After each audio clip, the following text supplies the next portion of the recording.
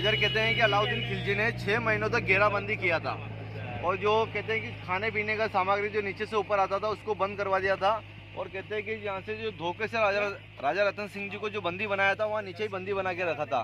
और उसके बाद में रानी पद्मिनी को संदेशा भिजवाया था कि अगर आप राजा की सलामती चाहते हो तो हमारे साथ दिल्ली चलो, हमारी बेगम बन के रहो।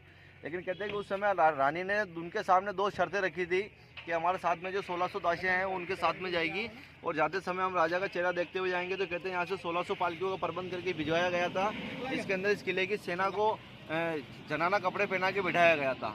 और नीचे जाके कहते हैं कि जहाँ पे राजा रतन सिंह को बंदी बना रखा था उस जगह को उन्होंने घेरा और वहाँ से राजा को छुड़ा के इस किले के अंदर लेके आए थे।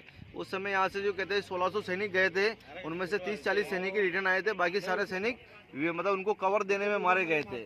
जब ये बात अलाउद्दीन खिलजी को मालूम चली तो अलाउद्दीन खिलजी ने इस किले को और आक्रमण किया और आक्रमण के दौरान इस किले के सारे सैनिकों को मरवाना शुरू किया। उसी समय रानी पद्मिनी ने 16,000 लेडीजों के साथ में सामूहिक आत्महत्या की थी, जिसको बोलते थे जौहर। तो उसके बाद में रानी ने जोहर कर लिया। तो इस किले अलाउद्दीन खिलजी को गुस्सा आया कि भाई मैं इतना दूर आया हूँ, इतना 6 महीने वेट किया, 2 महीने युद्ध चला है, मेरा पुत्र मारा गया है, उसके बाद भी मेरे को रानी का चेहरा देखने को नहीं मिला। तो उसने इस पूरे फोर्ट को डिस्ट्रॉय करवाया था और इस किले का नाम रखा था उसने अपने पुत्र के नाम से खिजराबाद। बाकी उससे पहले मौर्य वंश के राजा थे तो उन्होंने इस किले का नाम रखा था चित्रकूट। फिर इसके बाद में महाराणा प्रताप की पीढ़ी को